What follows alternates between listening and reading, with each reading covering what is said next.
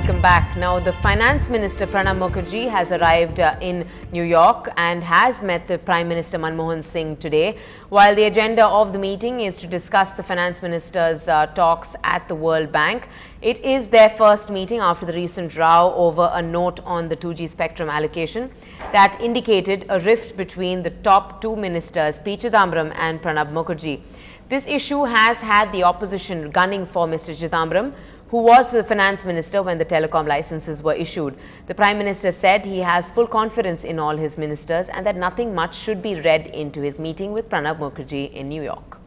On the issue of the Home Minister P. Chidambaram, sir, opposition is insisting on his resignation and they are alleging that the government is protecting him. Finance Minister is supposedly coming to The business of the opposition is to oppose and to depose the government in power, so this is nothing unusual they are doing. So you're not bothered with it, sir? Why should I be bothered?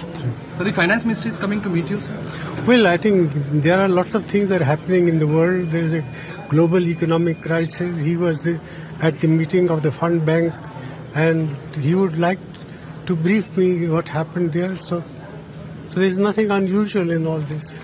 So you back the Home Minister. Will you back your Finance Minister as well? Of course, all my ministers, and they are, I think, ministers who enjoy my confidence in full measure. It's now over to the Gujarat Chief Minister's virtual electoral war cry. His first political rally after the Supreme Court refused to pass any order in the Gujarat riots case, though the ostensible reason for the rally, a partisan governor.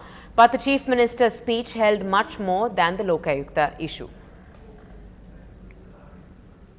The second day of the Rail Roko agitation and the 13th day of the general strike called by pro-Telangana groups in Andhra Pradesh. It is as though life has come to a standstill in one part of Andhra Pradesh, and yet protesters say the government seems to prefer to turn a blind eye and behave as though all is well.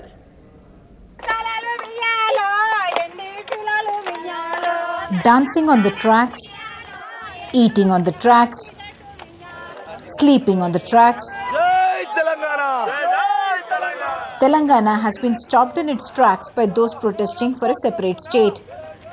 Mallesh works as a marketing manager with a pharma company in Hyderabad. He spent the weekend right here on the railway tracks because he believes the people of Telangana have been denied opportunity for growth and development, and he sees participating in the pro-Telangana agitation as a chance to change that. Chandana Brothers, RS Brothers, JC Brothers, any of the stores, you show me one Telangana guy selling the clothes over there. They will not give us a job. You go to any pharma company, Ready Labs, any other pharma companies, you will not find any Telangana guy in a good position. LLB student Balakrishna Reddy feels a few months of education lost is a small price to pay for the larger cost of rewriting the fate of the region. Everyone should be involved in this station, then it will be easy to have a Telangana state. What is the advantage of having a separate Telangana? Our region will be developing. We have so many natural resources, so they can be used, so the state can be completely developed. Political parties like the TRS say it is because of this overriding sentiment of the people that there has been support for the general strike in Rail Roko agitation, even though it is the locals who are being put to the maximum inconvenience. The situation is quite bad. Let the Chief Minister realize it and let the Chief Minister send the right reports to the central government, because his own party members are accusing him of sending distorted reports and misleading the central government.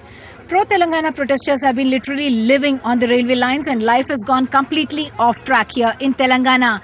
The TRS has been able to make political capital, but the Congress seems to be losing out politically, and that is going to make it all the more difficult for the central government to announce any decision on Telangana. In Hyderabad with camera person Nagaraju, Uma Sudhir, NDTV. Well, it has been a week since the Himalayan earthquake left a trail of destruction in Sikkim. Rescue operations are still on. Many areas continue to be inaccessible. Landslides on the roads leading to the quake-affected areas have made rescue operations an uphill task. Over 6,000 Army men, Air Force and ITBP personnel have been providing relief and rescue services. The Prime Minister is expected to visit Sikkim next week to take stock of the situation, 1 week after the massive earthquake that hit the Himalayan region, causing considerable devastation. Life appears to be limping back to normalcy there. With rescue operations still underway, the Prime Minister is scheduled to visit Sikkim on the 27th of September to take stock of that ground situation. Well, the Intelligence Bureau has issued yet another security alert for the Mumbai International Airport. This is the fourth alert issued by the security agencies for the Mumbai International Airport since the September Delhi blast.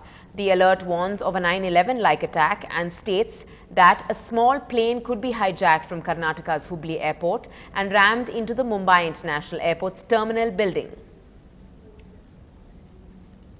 Here's what's coming up on the other side of the short break. Pakistan withdraws Hina Rabbani Khan's visit to the United States. This about a terrorist tag to the ISI. That and more coming up.